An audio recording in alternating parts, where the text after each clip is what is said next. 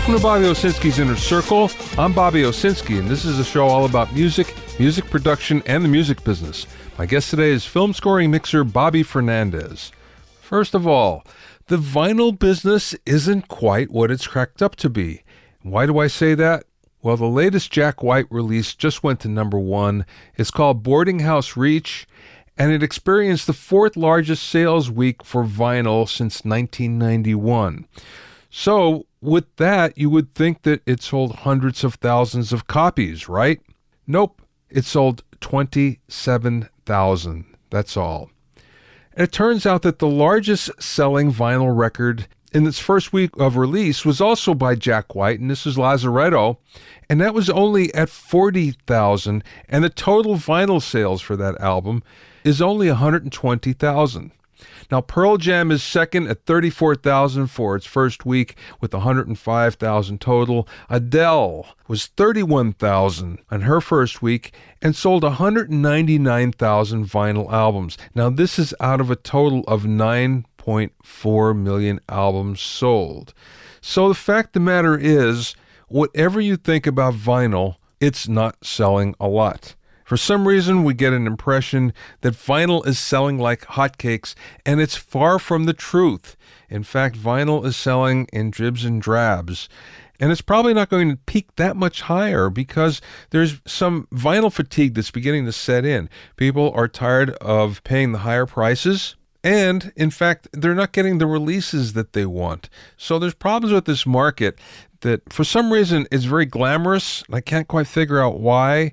Every artist, every band wants to release vinyl, but the fact of the matter is, there's not that many people that actually want to buy it. Just ask Jack White.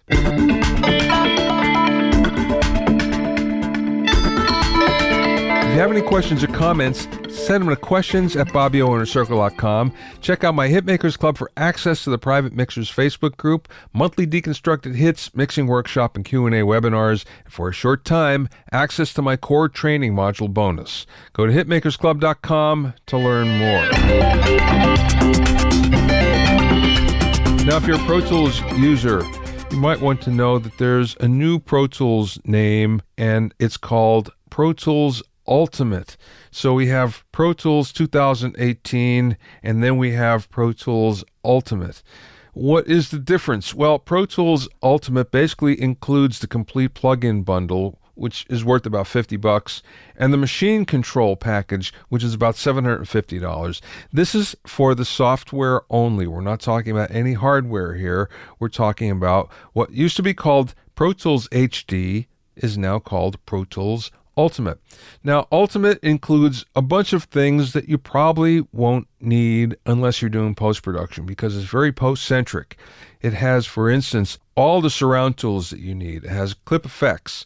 It has advanced editing, meaning scrub, trim, replace region, fit to marks, matching channels, back and play, auto fade. I like some of those, but I can live without them. It has some advanced automation features like punch, capture, right to stop, right to all enabled, auto match. Yeah, I can live without most of those as well. But the thing about it is, it's pretty expensive. Pro Tools Ultimate is $999 per year via subscription. If you want to buy it, it's called a perpetual license and it's $2,500.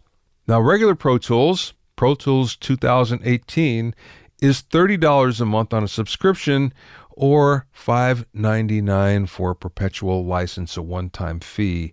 But again, what you're going to have to do is pay for upgrades and pay for any service. So that's the downside of owning Pro Tools, getting really expensive. Plus, if you are a Pro Tools HD or now Pro Tools Ultimate customer and you have anything other than Avid hardware, in other words, you have your own interfaces that you like. Let's say it's Universal Audio. Let's say it's Apogee. Doesn't matter. You have to also buy a Digilink license, which is about $300 in order for Pro Tools Ultimate to talk to that hardware. And that seems like highway robbery to me. But anyway, Pro Tools is getting away with it, at least for now, and especially in the post market where it seems like people are locked in there.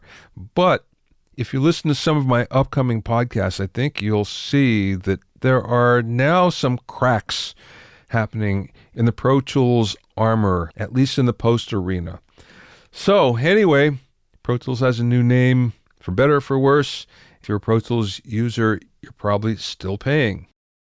My guest this week is scoring mixer Bobby Fernandez, who's recorded and mixed the scores on hundreds of major film studio movies. Just to give you an example, Bobby has over 300 IMDb credits, but that doesn't include over 200 films that he wasn't credited on when he was working at Warner Brothers. Bobby's also won a Grammy for Album of the Year and has been nominated for a variety of other awards, including a Primetime Emmy Outstanding Sound Mixing Award, BAFTA Best Sound and Film Award, Cinema Audio Society Outstanding Achievement for Sound Mixing, and several Best Sound Mixing by the Online Film and Television Association.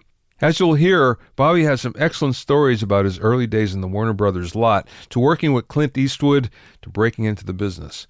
We also got geeky about the mics he uses for recording an orchestra, and a special aha moment that he had when mixing surround. I spoke with him via phone from his home in Los Angeles. Back at lunch, you began to tell me the story about how you get into the business, which is fascinating. Can we go back to that again? Yeah, absolutely. I was working at a company called Ralph M. Parsons, and they were, it's a big construction development company. They're in Pasadena now. They were in downtown Los Angeles when I was working for them. And I was actually going to school. I was going to Chouinard's Art Institute, which I had a full scholarship for, but that didn't pay for your food and your clothing. So a friend of mine got me a job, part-time job in their stockroom. And, of course, the engineers would see me doing all my drawings and layout stuff, and then they came and asked me if I would help them do some, blueprint corrections, which I did. And then they came back and asked if I could do more and more and more. And then one day they came and asked if I would like to join them out on the floor. And, I like I told you at the lunch, I thought it was a party, somebody's birthday party. They said, no, we want you to come out and do what we do. And I said, I can't. I already, I have a scholarship. And they said, the company will absorb that, and you'll get all your training and certified and so on. So I took the leap. I did it, and it's actually pretty good, because I was making pretty good money.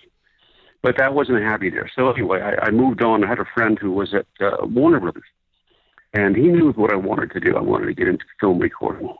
And he said, listen, all you have to do, you have to get on the lot. That's the main thing. Get on the lot. And once you do, you can go wherever you want. So he said, there's a job in the mailroom, which is perfect. At that point, that was a springboard for a lot of people. It doesn't happen that way anymore. So I went, applied, got the job.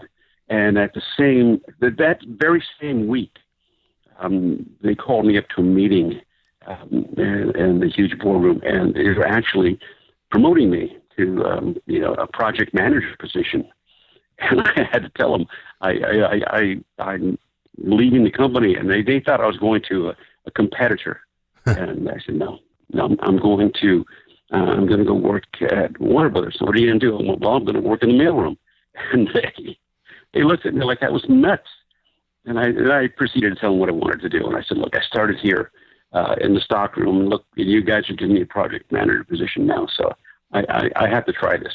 So anyway, that was behind me when I got the job at Warner Brothers. And here's the part I was telling you about that where my first day on the job in the mailroom, part of my route was covering the sound department. So I walk into the sound department, and it was on the second floor. And as I walk in, directly in front of me is this little office with this guy sitting behind the desk. And then to my right is a huge office with this huge mahogany desk and this little old guy sitting back there. And that was George Groves. He was the head of Warner Sound. Back then, the credit for the sound or anything like that would all go to the head of the sound department. So you can see his name on all the Warner films. Yeah. So Al Green was the assistant head, and then to the left was Kay, the secretary. So I walked up to her, introduced myself and who I was, and I said, hey, do you have any openings in the sound department? And she said, are you in the union? I said, no. I said, well, how do I get in the union? Well, we have to hire you. Oh, okay. Will you hire me? Are you in the union? No. Well, wait a minute. That doesn't make a lot of sense. I'm not in the union, but I'll be in the union if you hire me, but you won't hire me because I'm not in the union. So that particular conversation, almost verbatim, went on for several months. It was 5 days a week. every week, every work day I'd walk in there. Every morning I'd say the same thing. And so one Monday morning I walked in and I noticed that the little office direction in front of me was completely empty, not even a desk. So I walked up to Kay and I said, "Hey, do you have any openings in the sound department?" And before she could respond, this voice came from the big office and said, "Hey, kid, you're hired. Come here. I want to talk to you." And it was Al Green. He had been promoted to the head of the sound department. So he said, "Listen, come here. You're working for me." I said, "Anybody that's as persistent as you, I want working for me. So I want you to go back down to the mailroom and tell them that you're now working for Al Green in the sound department." I did that and came back. And back then they expected that. I mean, mailroom guys, you're expected to go off and do other things. You become an editor, wherever you want to go on the lot. So I went up to the sound department. Al Green said, "What is it you want to do?" And I said, "Well, I want to record music for motion pictures. I want to be a recording engineer." And he said, "Oh, you want to be a scoring mixer?" And at the time, I had no idea that was what it was called. I just thought it was a recording engineer. He said, "A scoring mixer." And I said, "Yeah, okay, yeah, that's what I want to be." So I said, "Okay, great. I can make that happen for you, but you have to do something for me." Said, "What's that?" "Well, I want you to learn as much about sound, film sound, it's just sound in general, but primarily film sound because this is a film studio. And I want you to learn as much as you can, and I'll be asking you questions as we go along." And I did that. And I mentioned to you that I had this book, the Audio Cyclopedia, which was a huge Bible I carried around with me, and I was always asking questions. I became sort of the pest in the sound department because people would see me coming and go, "Oh, God, here comes that kid again. He never stops asking questions." Yeah, but I did. And then at one point, we get to a point in time where every studio has a hiatus point. In the summertime, they close down to keep a skeleton crew. So Al Green called me up to his office and he said, "Hey, I have to let you go." And I thought, "Oh, wow." But I was gone for it. He said, "No, I'm bringing you back." But he explained the whole hiatus thing to me.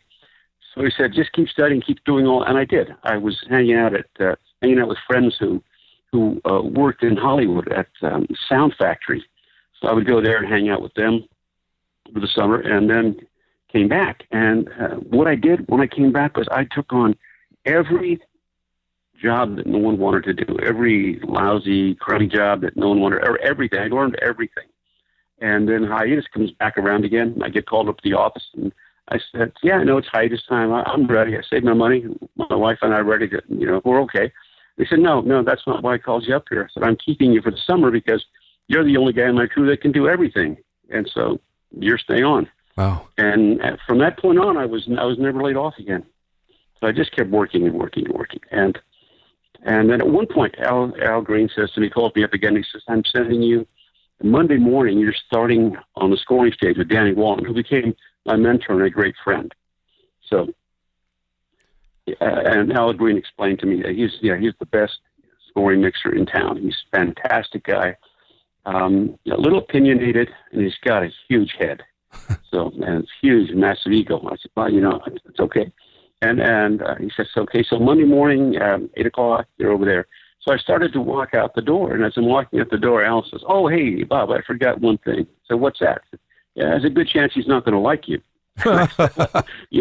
That he can join the club with the guys downstairs because they don't like me either. And so anyway, we met on Monday and we hit it off right away. So that was the start of my training on the scoring stage. And Danny wanted me to learn everything on the stage, setting microphones, where people go, and how the microphone works and how he sets things up. And his thoughts were, and they were true. And this is what I tell other people too: is that you need to learn everything out on the stage first, because if you don't know what's happening out here, it's never going to work for you behind the glass. Yeah. And I think that's what I kind of feel our industry has gotten away from, where guys working in the studio had mentors that would really take them under their wing and train them. That doesn't happen on film studios anymore. I mean, I'm sure it's happening in record studios, but film studios, it's gone away. Oh, it's gone away. I did that. I was his, I did all the setup stuff and, learned all the differences, the microphones, and, he covered a lot of things for me. He said, "But I want you to hear a couple of things. I want you to know something." And, and so he would show me, like, he'd put up an U87 and U67. And we'd listen and we'd record stuff with it. And he says, "Now listen, I want you to learn the difference between odd order and even order harmonic distortion. I want you to know what intermodulation distortion sounds like so you can avoid it. And if you do what I tell you and place the mics where I said, you're never going to have any of those problems. Wow. So anyway, I did all that. And then I slowly moved into the control room where I would, set up the console, patch things in, label it, get everything set. So what I started doing when he came in, he would look and he'd go, okay, now everything was laid out where he wanted it. And then I would watch him during the day as he would EQ things. And there were things that he would pre-EQ because he did so much work. He knew what the microphones did on certain instruments. So I would watch that. And at the end of the day, I would make a note of everything he did on every picture. And I would just keep it and just keep building up stuff. So his basic settings and where he liked things and, where his reverb sends were set up.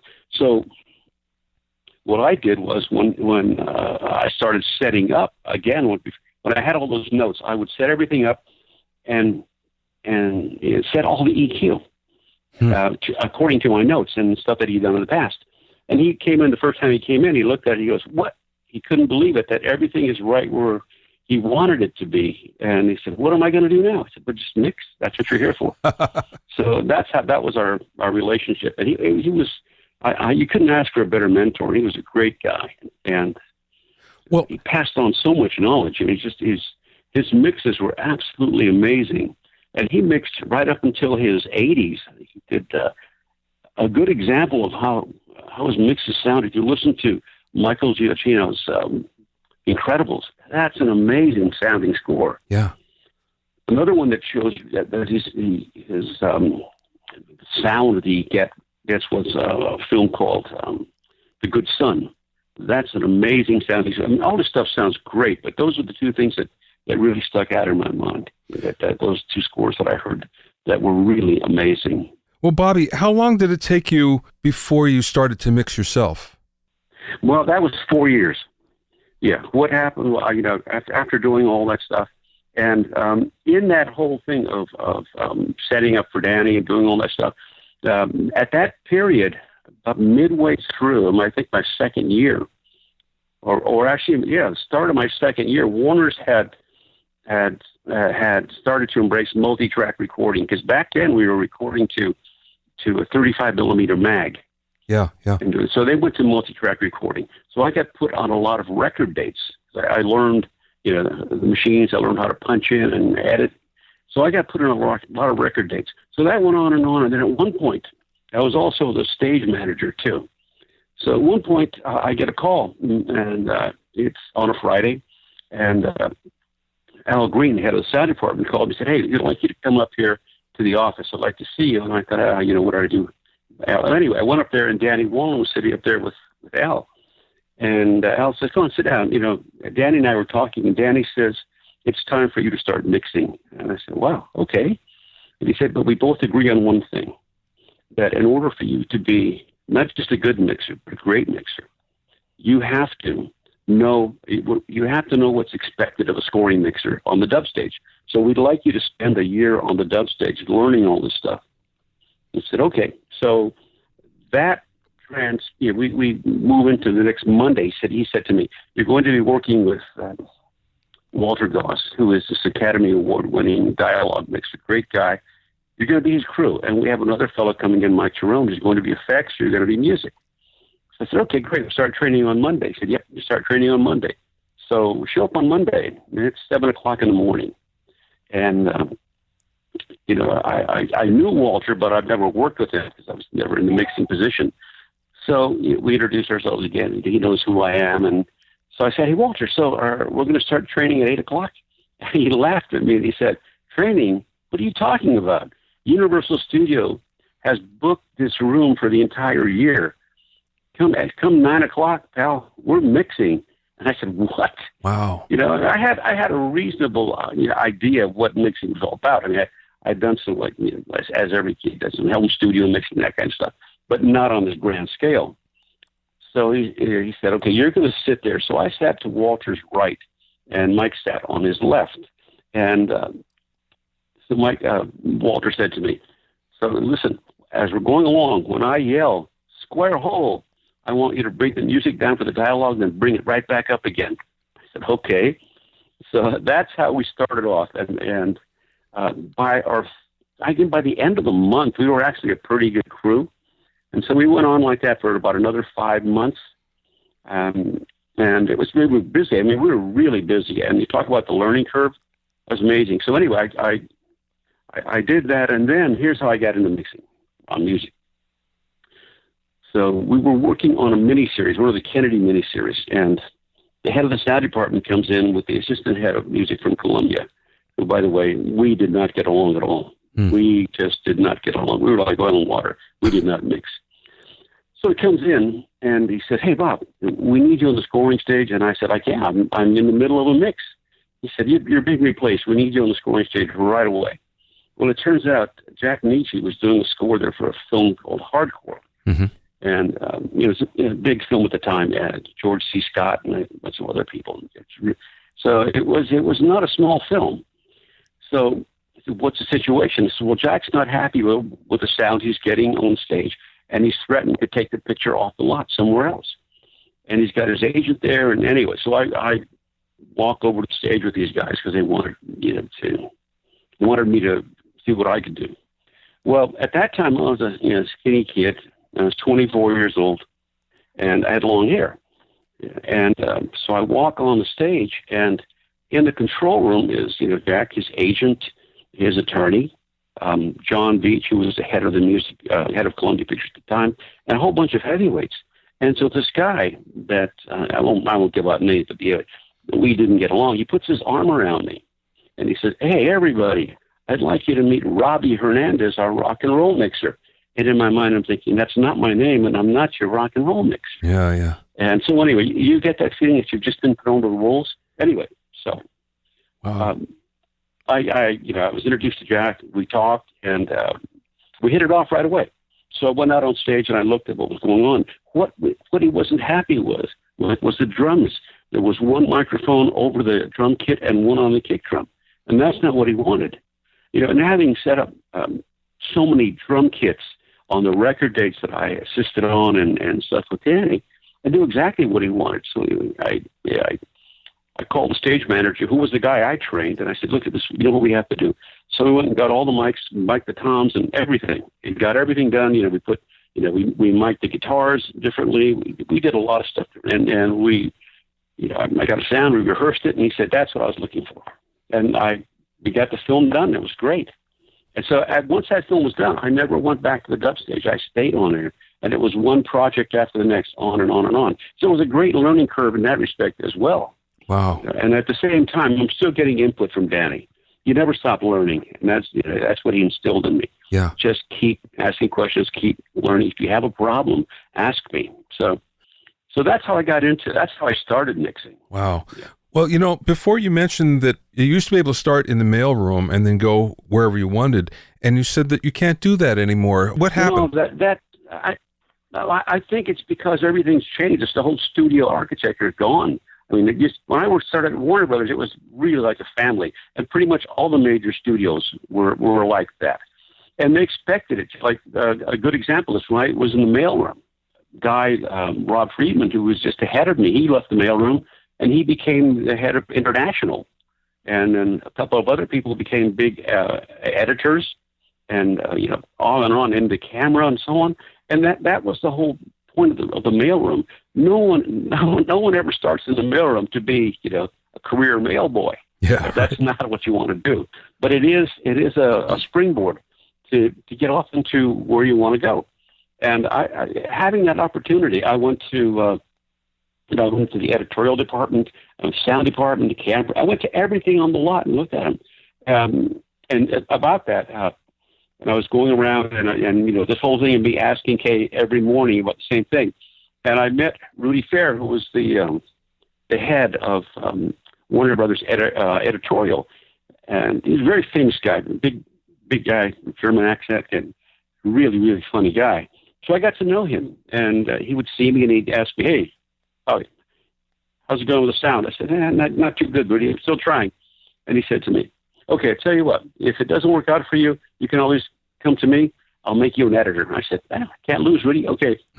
So when I did get accepted to the sound department, I went and told them, I said, thanks for the offer for me, but I'm working for Al Green now. I said, okay.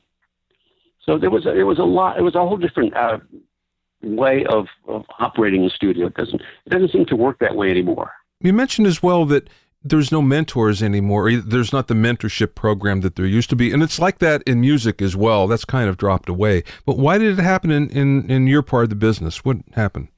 Well, what happened was the independent world came about. And so Scoring Stages no longer had a staff mixer. You didn't have anybody on staff that could train anybody. And when I left Warner Brothers in 1994, I was the last staff mixer in Hollywood. So when I left, that ended that whole stream right there. Wow. That was gone. Wow. Yeah. But yeah, the beauty of working with Warner Brothers, when I first started, and I started to do all the training with Al, and what they did was they put me on a 3-year contract. And the reason for that is they're going to spend all the money training me. They want to make sure that I'm going to stay there at least 3 years. Yeah. I'm not going to run away. So I had that 3-year contract for 24 years. And every 3 years it would come up and it would get renewed without even me saying, hey, my contract. I'd see Al Green walking down the alleyway by the Scoring Stage, and he would look at me and he'd laugh and he'd say, hey, your contract just came up, by the way. I renewed it and you got a raise. And then keep walking. And that was the extent of my negotiation. Wow. So it was a great thing. But the thing about that, it was really an exclusive contract. So there was a bad side to that. I mean, I was guaranteed. The good side was I was on staff and I was guaranteed 5 days a week. Even if I didn't work 5 days a week, I got paid for 5 days a week. But the downside was that I couldn't go anywhere. I mean, I was exclusively Warner Brother property. Yeah. So when I get people would ask me, hey, could you go here and record this for me? Nope, can't. So I was basically there. And not only that, Warner's had a policy of not including scoring mixers in the credits. So I've got probably maybe 250 films that I was never credited for. Oh, man. Because they have this policy. And there was a woman I used to go talk to, and I'd say, hey, Norma, why don't I have or don't I get screen credit on the films I'm doing? He says, because we know it's a Warner policy that's you don't get scoring mixers don't get credit. I said, well, that's kind of like a policy. I said, that's kind of like my resume. And she looked at me and said, resume? You don't need a resume. You're under an exclusive contract with Warner Brothers. You work for us. Huh. And it's like, oh, well, so anyway, that went on for a while. Then when I started working with other people that had production offices there was Dick Donner, who did all the Lethal Weapon movies, and Joel Silver, people like that, and other companies that would come in, I would get credit on all those films. But if it was exclusively a Warner Brothers film, no. They're doing it now, years later. When I came back I was still there. I think in probably the early 90s, I started to get credit for Warner films. But I left Warner's because of the stage being in such a state of disrepair. It at a point where it needed to be totally, the console needed to be taken out. It was an old Quad 8 console, and it served its time. Yeah. It was, you ever worked on those Quad 8 consoles, but they're very basic, very basic consoles, and there are no effects, and there's no, you wouldn't have a compressor, you wouldn't have nothing. You just have EQ, and that's it, and some sends. And it was not an inline console either. It was a sidecar monitor, so that was, your mix is coming up way over on the right side. So yeah, you have to roll over and adjust that. Sure. But I left there because it was nobody was showing up. So I decided to leave. At one point, they were actually going to close the stage down. And that I didn't want to see happen, because that's my home studio, and I love that stage. Yeah, sure. And it just so happens, I was told on a Friday, I was called in. This is before, about a little before I left, maybe a couple of weeks before I left. I was called upstairs, and I know it was actually a week before I left. I was called upstairs, and the head of the sound department says, I'm letting you go. So at the end of the day, not even a 2-week notice, just that, you call me up and I have a session starting in an hour, and I've just been fired. Huh. And said, so I'm closing down the stage this weekend. We're coming in and start taking stuff out. And he was doing it without even the head of the studio knowing about it. Wow. He was just closing it down. And so, fortunately, I've been working with Clint Eastwood for some time. And we were working on this film called Stars Fell on Henrietta. And it wasn't a film that he was in or he was producing.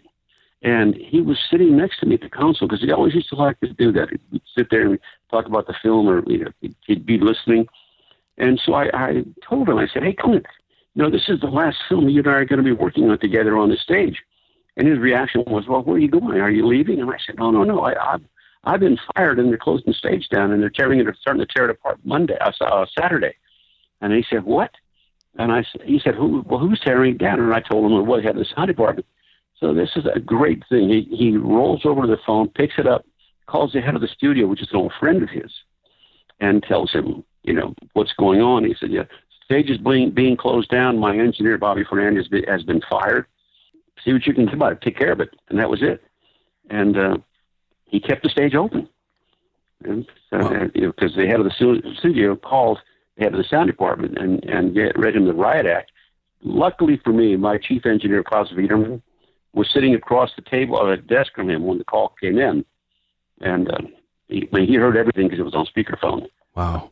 And he came down to the scoring stage later, told me exactly what had happened. So at the end of the day, I wasn't sure if it had been resolved or it was going to stay open or what was going on.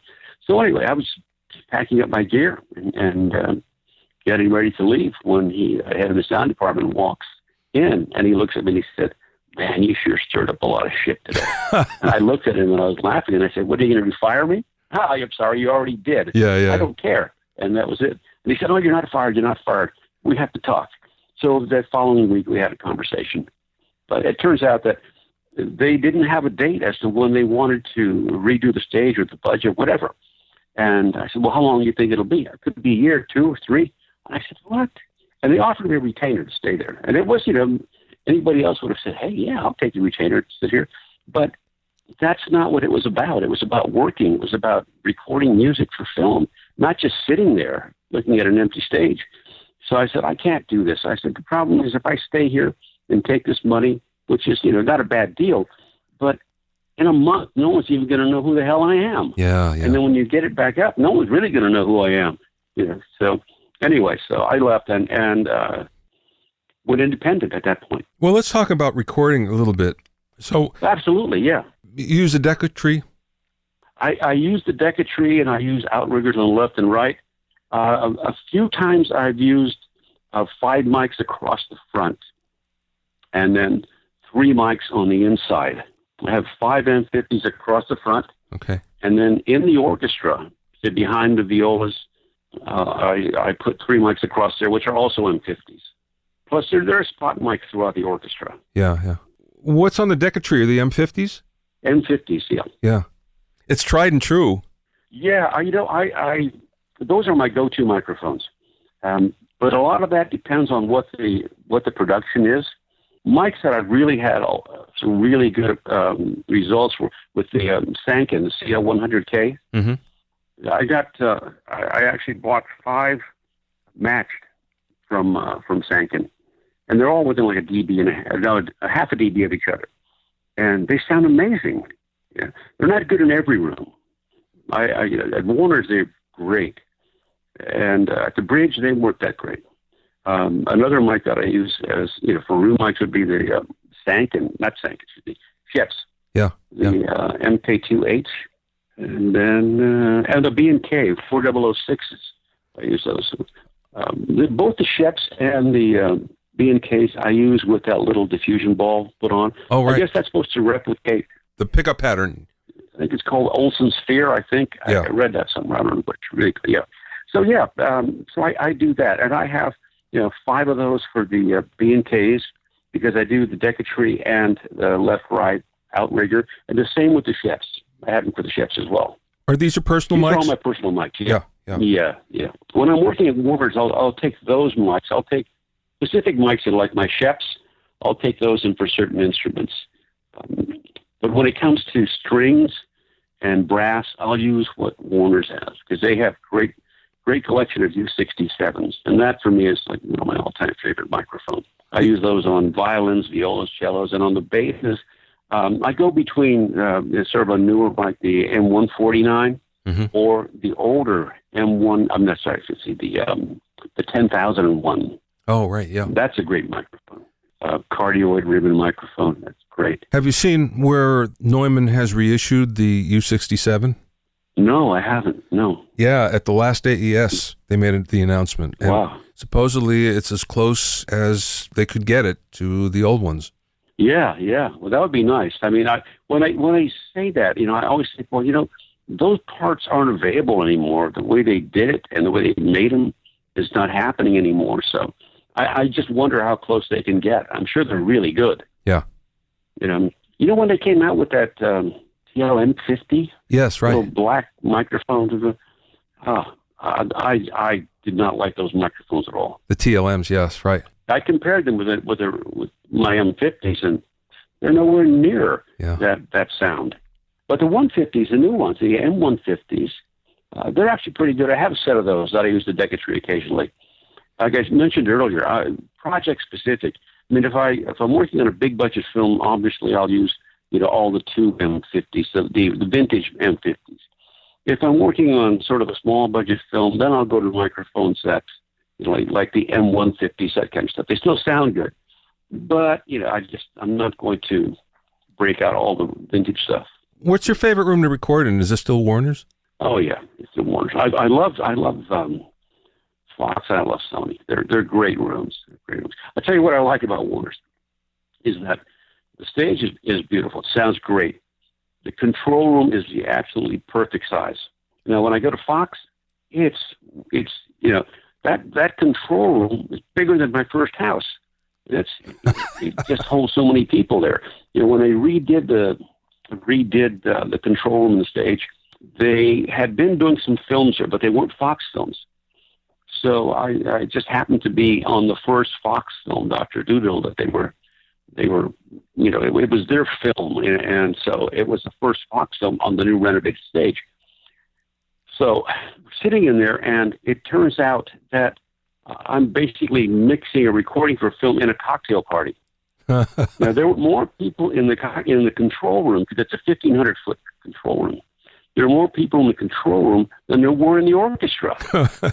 And the people in the control room are all talking and drinking. Oh, and yeah. I'm thinking, this is crazy. And I kept standing up and asking people to hold it down, to be quiet. I'm recording. I'm trying to listen. And they kind of, yeah, we're listening to the music too. Yeah, but, not the same way, Yeah, Anyway, right. Nobody shut up. It was at a party. And I don't know where these people came from. I guess it's because it's the first Fox film. Everybody wanted to be there. So Yeah. Anyway. The downside of that was when I sat down to mix in a quiet room, there was so much noise.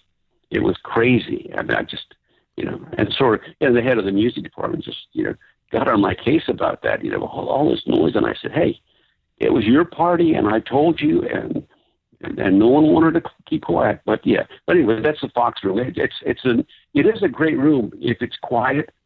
But for me, it's a little too big. I think it's just way too big. I mean, It puts a lot of people in there, but it's too big.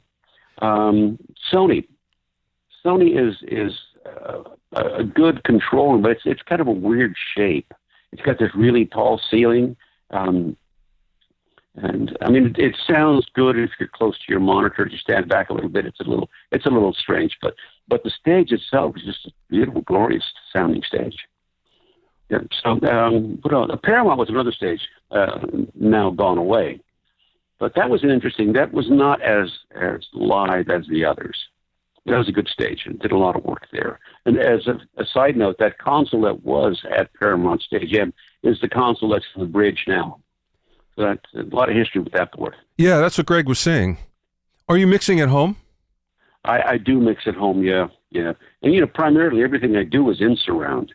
What's your studio like? It's just a small room. And the odd thing about my studio is it was never meant to be a studio. It was I needed a place to work. I was doing Pro Tools stuff in my house, which is now my hi-fi room.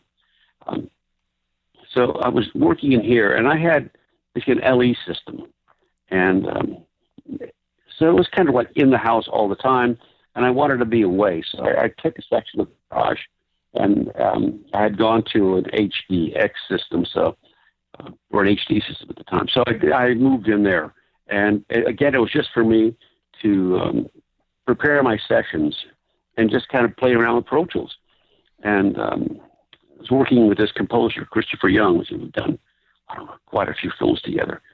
And he had a film that it was a good film, but it didn't have quite a big budget. So he said, hey, could we mix in your room? I said, I think yeah, sure, why not? Because I did a lot of stuff in there, but not just mixing on my own, not anything to be put out into a studio or go anywhere. And so, yeah, I started mixing. I did several films for him there. Then ended up mixing probably 24 to 30 films in there. But it was never designed to be that. And I was kind of concerned about that because it was never laid out. You see these guys, they have these little elaborate home studios. Yeah. Mine never looked like that. But I had a friend of mine, Mark Bauer. Have you ever met Mark? He was the chief tech when Taddeo Radford was open, that big room there. Yeah. He was the chief tech there, so he was a good friend of mine. So I said, hey, Mark, I'm starting to do work in my studio at home. Can you just bring your test gear and just give me your opinion, tell me what I need to do? So he brought it over, and he's in there and testing all the gear up. At the end of it, he said, man, this is not bad. This is really good. I said, what do you mean? Well, I said, you're down 1 dB at 10K, and you have a 1 dB boost at 40.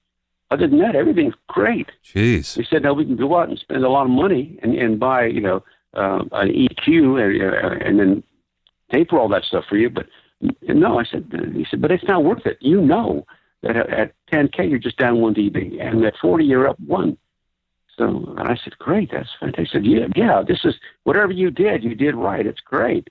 That's awesome. Do you have a console, or is it all in the box? Yeah. I have an Avid console. Yeah, I don't have one of the new ones. I have the older ones, the old blue ones. Oh, yeah, okay. And I actually, for me, I like mixing in the box, but I do like to grab faders. I guess it's just, my early training and sitting at a console. I just like that sort of tactile thing just to be able to grab faders and move them. Yeah. I mean, occasionally I'll draw in, a volume, stuff like that. But for me, mixing is all about feeling how it goes, not just drawing a straight line, Yeah, sure. It's great if you want a nice fade or something like that. But in the middle, especially for me, orchestral work, is if I'm mixing an orchestra, I have, all my master faders all set up. And or BCA, I do a lot of BCA mixing. And do that, and I get, as I'm listening, I'm watching the film, and I'm writing the orchestra a little bit, maybe a little more on the crescendo or a little less on the decrescendo, that kind of stuff. And that's something you can't do just writing it in. You need to be listening to it and looking at it and actually feeling the music. So, I mean, I find that when you're just drawing and stuff, you're so detached from the music. For me, mixing is sitting there and listening to it and working with it as you're going along. Yeah, right. That's my approach to it. Yeah. What speakers are you using? I'm using PMCs. I have the ID1s here, and then I have a small set. The room is set up for 5.1. I actually use dual subwoofers. It's being fed a mono channel, but it's dual subwoofers. Mm-hmm. Then surrounds, I have just a set of generally 1031As for the surrounds. And that's just the leftover from what I had before, because originally, like I said, I wasn't really planning on mixing anything in there. And so I had 5 Genelecs in there, 3 in front, 2 in the back. And then I had only 1 sub. And then when I went to the PMCs, the bigger speakers, I just started changing things around, got another sub, and just kept going from there. I'd also have a large set of PMCs that I keep in the warehouse, and that they deliver them to whatever studio I'm working at. Ah, okay. Yeah, so I have 2 sets. I actually have more than 2 sets of speakers, but I have just one set that moves around. Then I have different speakers that I can use in the studio. If someone wants to use Channel X, they want to use NS10s or that kind of stuff. Yeah. My NS10s are powered with Bryson power packs. I don't have an individual amp for them. The amp is just, I just stuck it on the back of each one because it is like a piggyback amp. Oh, yeah, right. What kind of deliverables are you delivering? I'm delivering, stems, and that depends on what the dub stage can handle. But on the average, my stems are delivered at 48K 24-bit. And that's only because that's what the dubbing stages are accepting now. Occasionally, I can get away with a 96 24 delivery. But for me, it's always been, I always check with them and they said, yeah, can you let's have 24, like 48 24. The stems are set up so that I have an orchestra stem and percussion, and a high-low percussion. And we're just talking about the acoustic stuff now. Right. And if there's a piano that's featured, then the piano will be on a 5/0 stem. I don't need a 0.1 for that. A choir, I don't need a 0.1 for that. It's a 5-channel mix. And so on. It all depends on what the instruments are. Occasionally, during the recording, the director will come up to me and ask me if it's a specific sound he hears, and he'll say, hey, let me have that separately. And for two reasons. Because he may not like the sound, or he's not sure that he's going to use it, or he does like it and he wants to place it elsewhere in the film. So I'll give him just a stem with that, a mixed stem affected in the whole bit. Yeah. So he can move that around.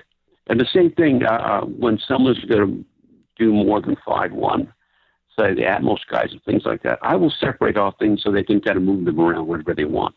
I don't second guess those guys.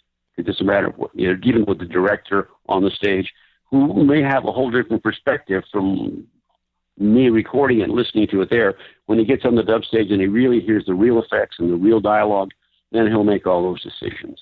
Yeah. Are they telling you what they want, or are you making the decision thinking, okay, this is probably the way? Decisions. What I do is, they'll ask for certain things, but one thing I learned that I have burned on a couple of times, they asked, hey, can you print the reverb elsewhere? We don't want the reverb on the channels. And I thought, that's kind of an odd request. But I did. And I heard the mix, and I was like, why did I do that? And it's like, why did I do that? It's like, it sounded awful. I got my name as a scoring mixer on this, and it sounds awful. So I fight like hell not to do that. Between scoring and mixing, what's the most fun? I love them both. I mean, I'm in the moment. If I'm recording, I'm in that moment. When I'm mixing, I'm in that moment. I love them equally as well. They're just, it's a fun process. The thing that I miss the most nowadays is that, because when I'm mixing here at the house, what I miss is being in a control room with other people around you. That camaraderie, and the exchange of ideas and talking about, when someone says, hey, have you heard this? Have you tried this? That kind of stuff. I'm talking to myself in my room. So I do miss that. I miss being in a control room. It's the same thing in music. Everybody says exactly the same thing, where they miss being in a facility where there's multiple studios and there's always people that are talking to other people. And it just doesn't happen like that anymore. Yeah. Yeah, that's why I really enjoy working at the Bridge I'm not the Bridge, the Village when I can. Oh, yeah. Because all those rooms, and people, and if you don't know them, you know them by the end of the mix. Yeah, right. It's kind of nice. Yeah, I love that environment. But unfortunately, that's not my world anymore. Sorry to say that, yeah. What's the least fun of all the things? Is there something that you wake up and you go, oh, I got to do this today? Oh. No, I just really haven't. No. I get up every day. I think this sounds kind of corny, but I get up every day and this is going to be great. I mean, each session has its own set of problems, but it's not something you can't overcome. Yeah. You might be dealing with a cranky guy or something. That's just, speaking of cranky guys, it's just something that's always bothered me. Because I've always felt blessed to be in this industry, to be working with the greatest musicians in the world and be working on great music. And then once in a while you run into somebody that's really grumpy and complains about everything. And I was like, how can you possibly complain when you're in this great environment? Yeah. That's way beyond me. I don't get that at all. And so Okay. But those are, that's maybe if there's something that bothers me, it's that working with people like that. But I've been very fortunate in that I work with some really interesting people. I had a chance to work with Tom Dowd for a bit. I had a chance to work with Sir George Martin, Dee Hirschberg, who was chief engineer for Warner Brothers Records. Oh, yeah. Did a lot of assisting work with Lee, and he was a great guy. Yeah. All three that I mentioned were fantastic people. There were so many great people that sort of inspired me, and just learned from all the way up. When people say, you did it on my own, no, nobody does it on their own. Everybody has a mentor. They learn from somebody. What I found out is that you can learn from, you're watching some engineer. A good example. I was watching one guy, and he was like just doing all kinds of crazy stuff, and it sounded awful and bad stuff. And having had a mentor like Danny Wallen and working with guys like I said, like George Martin and Tom Dowd, and watching this guy, you learn what not to do. You learn what not to be. You learn, and I think it's treating people. That's what I've always felt, is that in order to get the best out of musicians, you got to treat them fair. Be nice to everybody. Yeah. We're in a great business. Well, my last question to you is just about that. Was there one thing that maybe you learned along the way, or was there some business advice that someone gave to you, or maybe just you had an aha moment along the way somewhere? Yeah. Well, the business advice was, hey, and it came from the guy that was the head of our record department. Because at one point, when it was the Burbank Studios in Columbia, they created a third entity. We had which was the record division, and so anyway, he called me into his office and we were talking, and he said, you're going to be doing a lot of records. People are going to be coming in, and that's the time when in the mid to late 70s, when everybody was just like, when they were doing Blow Everywhere. Yeah, right. And he said to me, don't get sucked into that. Don't do that. All right. And I want you to just, his advice, the money you make, save it. Once you get into that environment, it'll ruin your career. So don't do that. Just save your money, focus on the job. And so I kept that in my mind, and that's what I did. So people would come in and say, hey, would you want to hit or something? I can't. No, why not? So somebody has to be in charge of something. Yeah. And since I was the only guy making all the punches and doing the editing, I didn't want to be that. And that's one thing he said to me. He said, listen, if you indulge in anything that they're doing, if something goes wrong, they're going to blame it on you. So don't. Just keep your nose clean. Pay attention to the job. Save your money. I did. Great advice. That for me was like, very good advice, especially at that time. So it was great. So that was good advice, and I followed that. And especially since I was the guy doing all the punching and the editing, and not to blow my own horn, but I never missed a punch, which was, I always thought that was kind of good. That's great. Yeah.